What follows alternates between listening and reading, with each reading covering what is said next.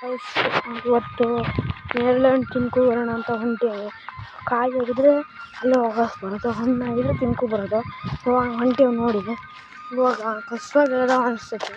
ನಾವು ಭಾಳ ದೂರ ಹೋಗ್ಬೇಕಾಗಿಲ್ಲ, ಇಲ್ಲ ಒಂದು 10-15 ಹೆಜ್ಜೆ ಇಟ್ಟರೆ ಸಿಗುತ್ತೆ.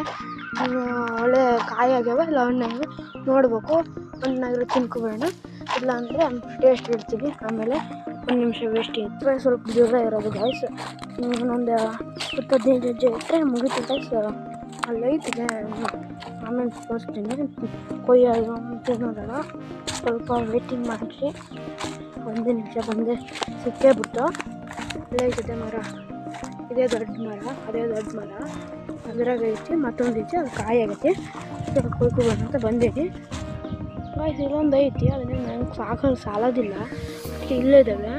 ಆ ಗುಡ್ ಕೊಯ್ಯಕ್ಕೆ ಹೊಂಟೀನಿ. ಸಿಗಲ್ಲ, ಇದು ಕೊಯ್ಯೋಕ್ಕಾಗಲ್ಲ, ಅದಕ್ಕೆ ಇದನ್ನು ಅಳಿಯೋಣ